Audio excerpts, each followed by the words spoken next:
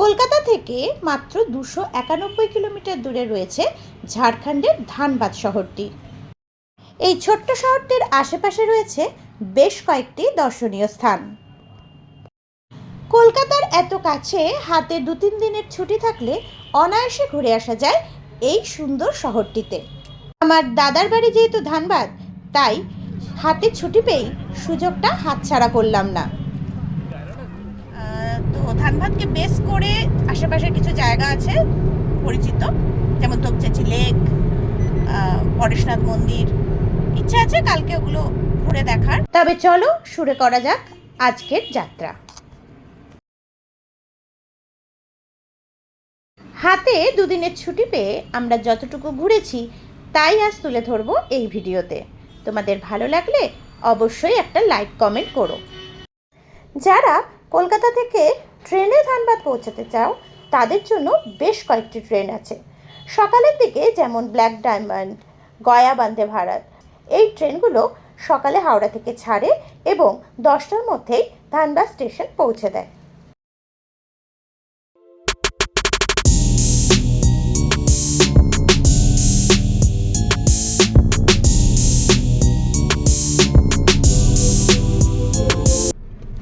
আজকে আমাদের যাত্রা শুরু হলো এই দ্বিতীয় হুগলি সেতু দিয়ে।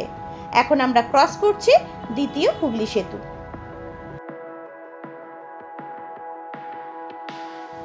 এই যে এখানে দেখতে পাচ্ছ, সাঁতরাগাছি স্টেশনের উল্টো দিকে ব্রিজের কাজ কিন্তু অনেকটাই হয়ে গেছে।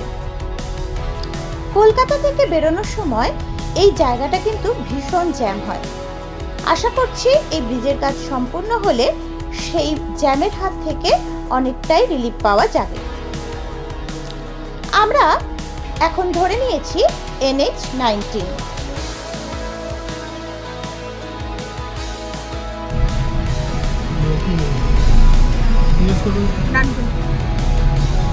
আমরা ক্রস করলাম আমাদের আজকের ট্রিপের ফার্স্ট টোল, সেটা হচ্ছে ডানকুনি টোল প্লাজা। আজকে এখান থেকেই ব্লগটা শুরু করছি। আজ আমরা ঠিক ট্রিপ সেই হিসাবে বেরোইনি, এটা একটা ফ্যামিলি ট্রিপে যাচ্ছি বলতে পারো, দাদার বাড়ি যাচ্ছি। তো দেরি করেই বেরিয়েছি অনেকটাই, 11টা সাড়ে 11টার সময় বাড়ি থেকে বেরিয়েছি। এখন জাস্ট আমরা ডানকুনি টোল প্লাজা ক্রস করলাম। তো রাস্তা সম্বন্ধে তো জানোই, যারা এই রাস্তায় যাও তারা তো জানোই যে এই রাস্তা কতটা সুন্দর, কতটা মসৃণ। যাচ্ছি দাদার বাড়ি। তো দাদার বাড়ি যেহেতু ধানবাদ, তো ধানবাদকে বেস করে আশেপাশের কিছু জায়গা আছে পরিচিত, যেমন তোপচাচি লেক, পরেশনাথ মন্দির। ইচ্ছা আছে কালকে ওগুলো ঘুরে দেখার, তো সেই জন্য বেরিয়ে পড়া। এই সোজা রাস্তাটা চলে যাচ্ছে বর্ধমানের দিকে।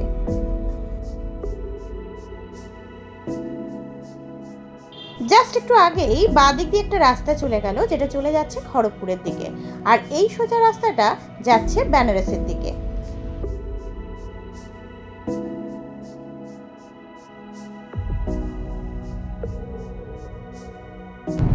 এখন ঘড়িতে বাজে দুপুর 1:18, রাস্তা ফাঁকা একদম।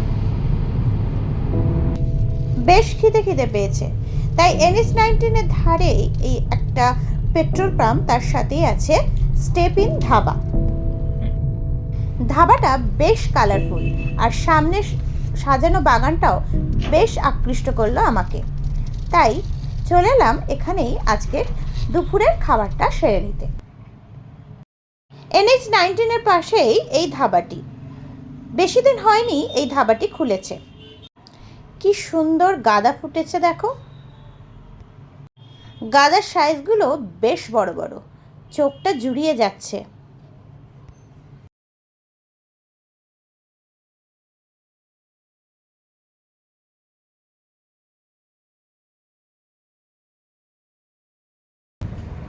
হ্যাঁ, একটা পেট্রোল পাম্পও আছে।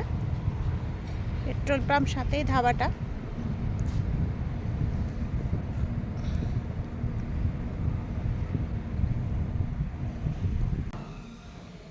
এটা রিসেপশন এরিয়া। প্রথমে আমরা এই জায়গাটাতে ঢুকেছিলাম। এটা ওদের রেস্টুরেন্ট। তবে এখানে কন্টিনেন্টাল এবং চাইনিজ খাবারই পাওয়া যায়। যেহেতু আমরা লাঞ্চ করব, তাই ওরা আমাদের ওদেরই পাশের একটি জায়গা দেখিয়ে দিল, যেটা সম্পূর্ণ ধাবা স্টাইলের। খাটিয়া পাতা আছে, দেখতেই পাচ্ছ এখানে বেশ কয়েকটা পরপর খাটিয়া পাতা আছে। এখানের অ্যাম্বিয়েন্সটাও ভীষণ সুন্দর, সাজানো গোছানো।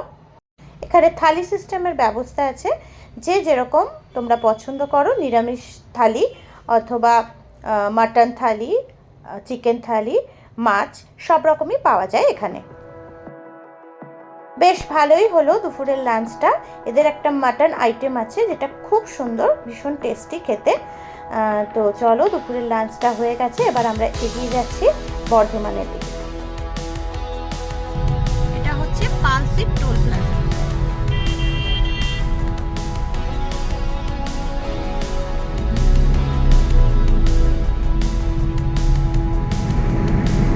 আমরা শক্তিগড় ক্রস করে যাচ্ছি, বর্ধমান সিটিকে বাইপাস করে আমরা এগিয়ে যাচ্ছি।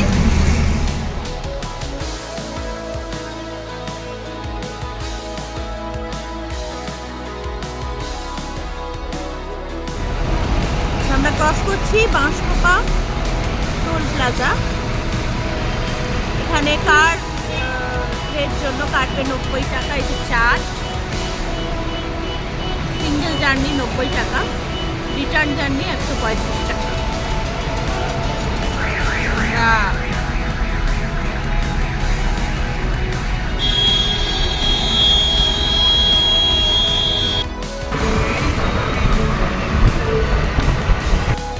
অন্ডালের এইখানটা রাস্তা কিন্তু 2/2। এতক্ষণ আমরা 3/3 ওয়ে দিয়ে আসছিলাম, তো এখানে এখনো 3/3 রাস্তা হয়নি, এখন আমরা 2/2 রাস্তায় এখানে আছে। ভ্রাতৃত্বের শহর আসানসোল।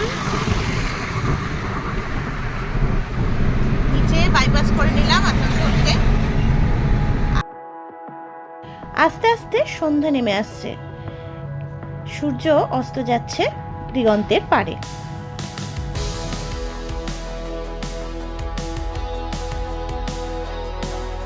আমরা এখন ক্রস করছি বরাকর নদীর ওপরের এই ব্রিজটি। পাশেই দেখা যাচ্ছে বরাকর নদী। আমরা বেঙ্গল ছেড়ে এবার ঢুকে যাচ্ছি ঝাড়খণ্ডে।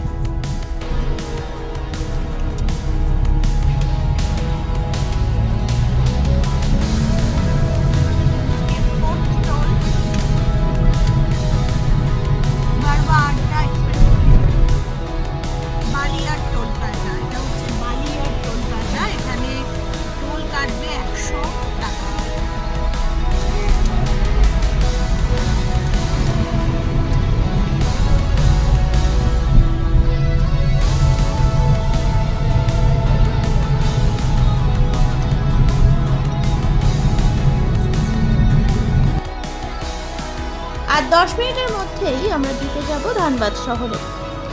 তো বিকেল হয়ে গেছে, মনটা একটু চা চা করছে, তাই দাঁড়িয়ে পড়লাম একটা চায়ের দোকানের সামনে একটু চা বিরতি।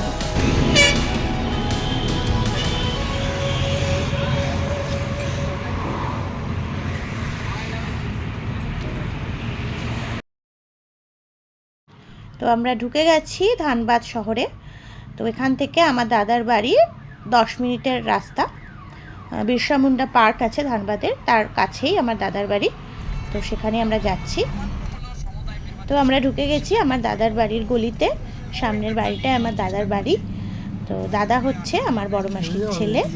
তো অনেক দিন পর দাদার বাড়ি এলাম, বেশ একটা আনন্দ হচ্ছে, সবার সাথে দেখা হবে। তো আজকের যাত্রা এখানেই শেষ করছি। আবার কালকে তোমাদের সাথে দেখা হবে। আমরা কোথায় যাব কালকে, ধানবাদের আশেপাশে বেশ কিছু জায়গা ইচ্ছে আছে, দেখি কোথায় যাওয়া যায়, কতটা যেতে পারি। তো আবার তোমাদের সাথে দেখা হচ্ছে কালকে সকালবেলা। গুড নাইট সবাইকে।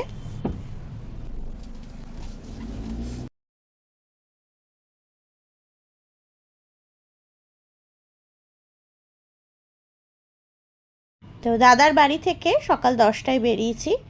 তো আমরা প্রথমেই চলে এলাম মাইথন ড্যামে।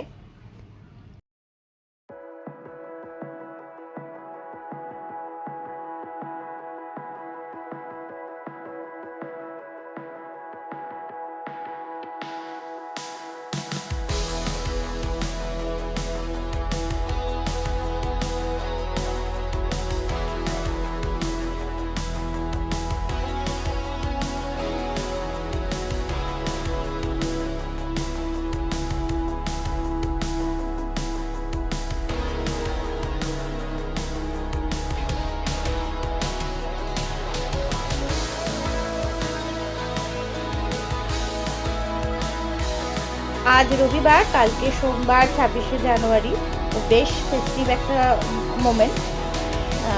তো সেই জন্য প্রচুর ভিড় আছে আজকে। তো আমরা চলে এসেছি ঘাটে। এই যে দেখো ওখানে লেখা আছে মৌসুম বোটিং ঘাট। এটা এখান থেকে আমরা বোটিং করবো।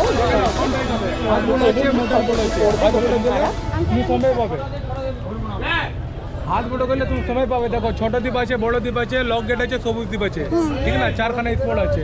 লক গেট ঘুরলে আপনি 300 টাকা, ওটা 15 মিনিটের। ছোট দ্বীপ যাবে, ওখানে নিয়ে যাবো, 15 মিনিট হোল্ড করবো, ফির নিয়ে আসবো, ওটা আছে আপনার 500 টাকার। না, ওখানে আপনার দ্বীপের মধ্যে নামতে পারবো, হোল্ড করবো, আপনাকে ঘুরতে ফিরবার সময় দেবো, ফির নিয়ে আসবো। 500 টাকা কি পার হেড? না না, একটা পুরো নৌকো, পুরো রিজার্ভ হয়ে যাবে। 1 জন থাকো, 5 জন থাকো, 6 জন থাকো, 1 থেকে 6 জনের মধ্যে বসে আছে। আর একটা নৌকা একদম ওই দেখো, সব একদম সবাইকে লাইফ জ্যাকেট দেওয়া যাবে। আরাম দেখলে বসবে, আমরা চালাবো। বড় দ্বীপ আসা যাবে, ও আরো 500 টাকা, উঠতে নামা যায় না। আর যদি 3টায় ঘুরবে, লক গেট, বড় পাহাড়, ছোট পাহাড়, 3টায় ফুট ঘুরাবো, 1 ঘন্টা অব্দি সময় লাগবে, उसके बाद নিয়ে আসবো, ওটা আছে 1200 টাকা। এটা উল্টা চামচ, ওটাতে নামতে নেই পাবো, ওর কাছে যাওয়া যায়, ওর রাউন্ড করে নামা যায় না, ওটা 500 টাকা। আর যদি দূরে ঘুরবে, একটা সবুজ দ্বীপ পার্ক আছে দূরে, আর দেখো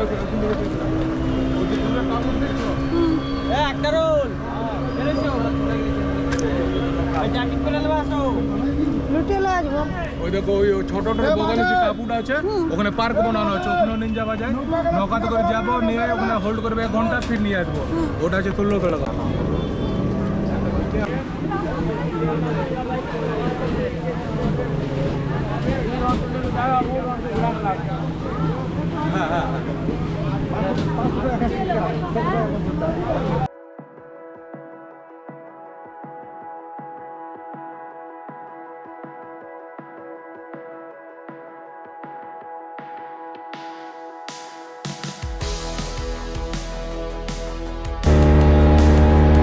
আমরা একটা বোট ভাড়া করে নিলাম।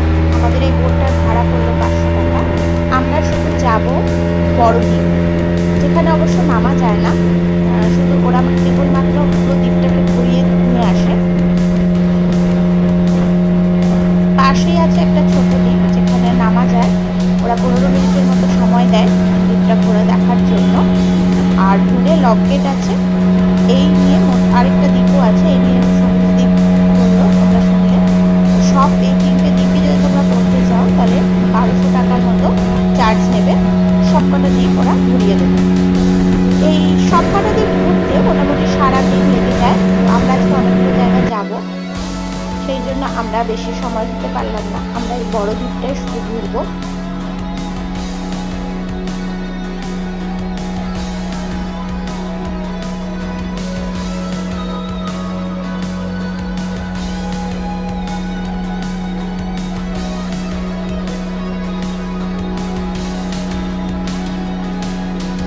মাইথন ড্যাম কিন্তু পশ্চিমবাংলা এবং ঝাড়খণ্ড দুটো রাজ্যের মধ্যে অবস্থিত। তবে ঝাড়খণ্ডে মাইথন ড্যামের অংশটা অনেকটাই বেশি।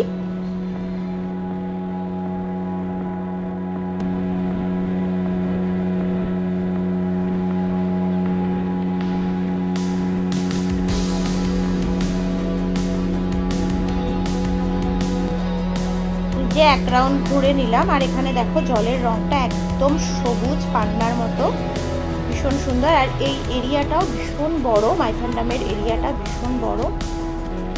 জলের গভীরতাও খুব বেশি, আর প্রচণ্ড স্রোত আছে এখানে। ব্যাস হয়ে গেল 1 রাউন্ড ঘোরা। আমরা চলে এলাম এবার পাড়ে, এবার নামতে হবে। নেমে পড়লাম আমরা। এরপর আমরা যাচ্ছি পরেশনাথ পাহাড়।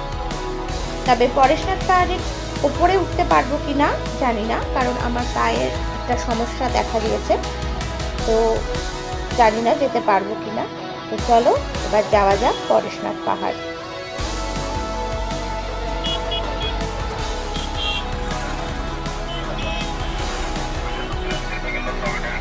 পরেশনাথ পাহাড়টা পড়ছে গিরিডি জেলায়। দেখো উপরে লেখা আছে গিরিডি জেলাকে तीर्थ नगरी परेशनाथ में आपका स्वागत है। তো আমরা ঢুকে পড়লাম। আর এই পরেশনাথ যাওয়ার রাস্তাটা কিন্তু ভীষণ সুন্দর। এখন শীতকাল, একটু রুক্ষ লাগছে, চারদিকটা ধুলো জমেছে গাছে। তবে বর্ষাকালে এই রাস্তা আরও সবুজ হয়ে যায়। ভীষণ সুন্দর এই জায়গাটা। রাস্তাটা। তো আমরা এগোচ্ছি পরেশনাথ পাহাড়ের দিকে রাস্তাটাকে উপভোগ করতে করতে।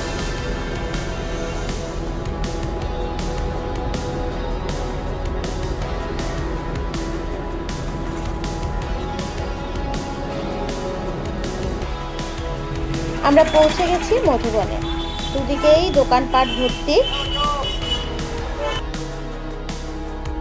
সামনেই হচ্ছে পরেশনাথ পাহাড়ে ওঠার এন্ট্রি পয়েন্ট। এই হচ্ছে পরেশনাথ মন্দিরে ওঠার রাস্তা। পায়ে হেঁটে এখান থেকে যেতে হয়। 27 কিলোমিটারের মোট ট্রেকিং রাস্তা আছে, বাইকও যায় যদিও।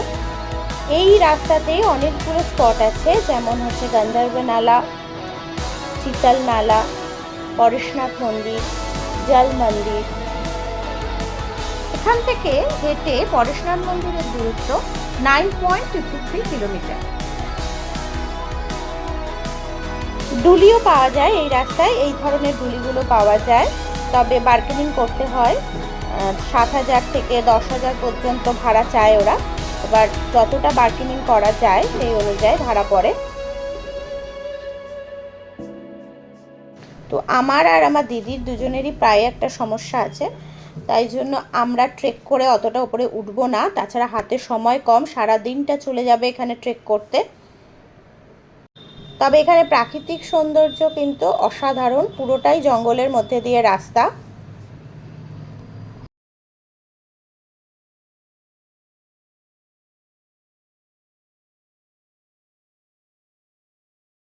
ये बाइक का रेंट कितना है, थोड़ा सा बता दीजिए ना। 500 रुपया। 500 करके। और कितना टाइम लगता है? 2 घंटा। 2 घंटा। Bye bye.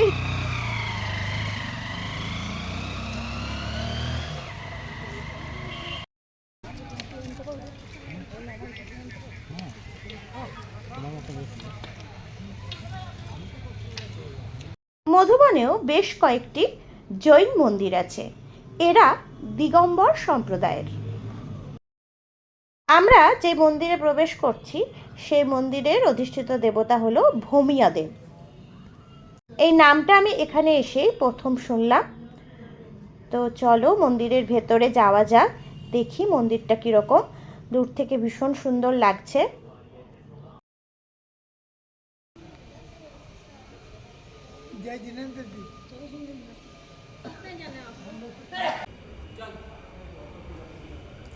এই হচ্ছে মন্দিরের ভেতরের অংশটা, বেশ সুন্দর কারুকার্য করা, পুরোটাই মার্বেল পাথর দিয়ে তৈরি।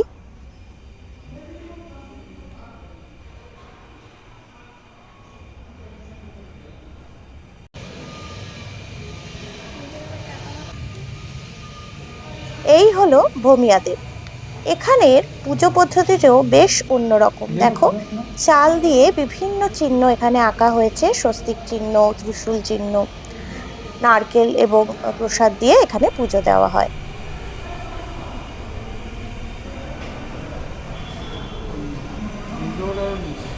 মন্দিরের বাইরেই আছে থাকার সুবিশাল জায়গা। এটি একটি আশ্রম। रहने का वो बुकिंग कैसे होता है? फोन पर नंबर है आप लोग का?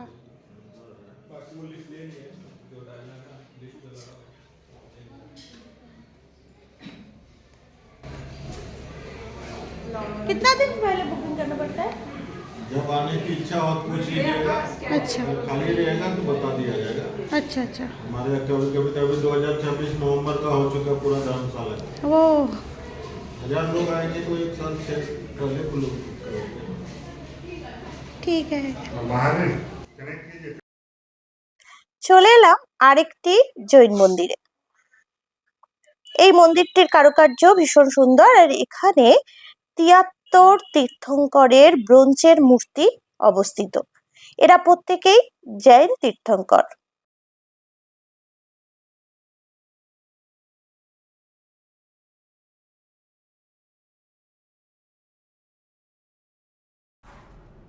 আমাদের নেক্সট ডেস্টিনেশন তোপচাঁচি লেক।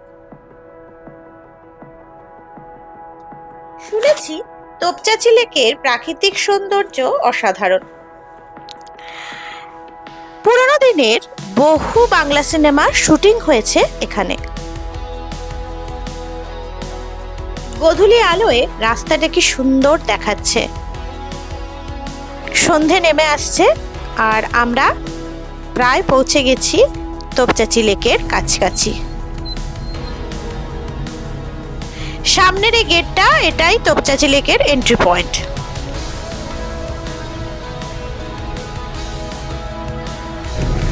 এই রাস্তার সৌন্দর্য অসাধারণ, দুপাশে বড় বড় গাছ। সামনে যে পিঙ্ক কালারের বাড়িটা আসছে, শুনেছি এটা নাকি মহানায়ক উত্তম কুমারের বাড়ি। যদি হাতে সময় থাকে একবার ঘুরে দেখব।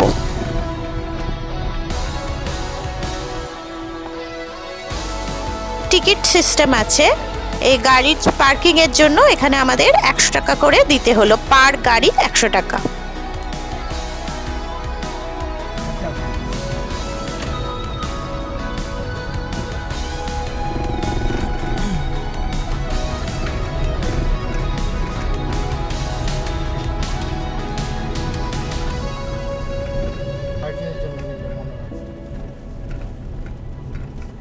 এই আমরা এসে পড়েছি তোপচাঁচি লেকের পার্কিং লটে।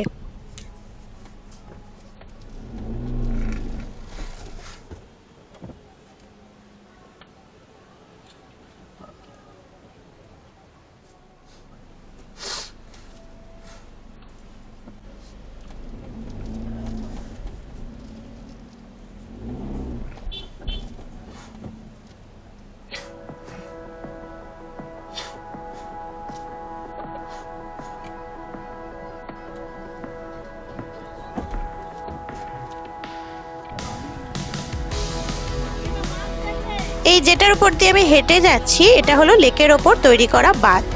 এই বাঁধটা কিন্তু ইংরেজ আমলে তৈরি। এই গোধূলি লগ্নে লেকটা ভীষণ সুন্দর লাগছে। আর একটু আগে এলে আরো ভালো লাগতো, তবে এই সন্ধ্যাকালীন সৌন্দর্য বেশ সুন্দর লাগছে। বিশাল বড় এই লেকটা, তবে এই লেকটা কিন্তু ম্যানমেড।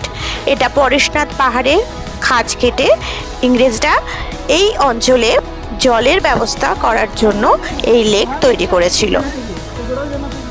1924 সালে ইংরেজরা এই বাঁধ নির্মাণ করেছিল। পুরনো ব্যবস্থাই এখনো চালু আছে।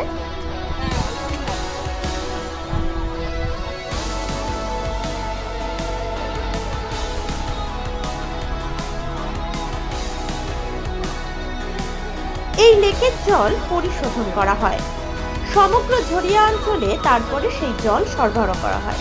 1924 সাল থেকেই এই ব্যবস্থাই চালু আছে। আজও এই লেকের জল শোধন করে পানীয় জল হিসাবে সমগ্র ঝরিয়া অঞ্চলে ব্যবহার করা হয়ে থাকে।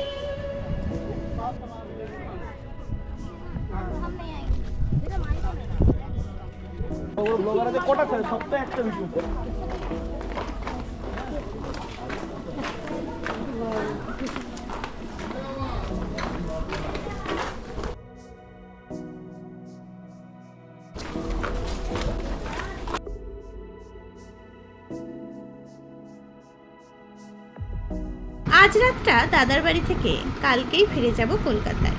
এই অল্প সময়ে ধানবাদ এবং তার পার্শ্ববর্তী জায়গাগুলো যেটুকু এক্সপ্লোর করতে পেরেছি সেটুকুই তুলে ধরেছি এখানে। তোমাদের যদি ভিডিও ভালো লাগে তবে অবশ্যই লাইক, কমেন্ট আর শেয়ার করো। আজ আসি, দেখা হবে অন্য একটা ভিডিওতে।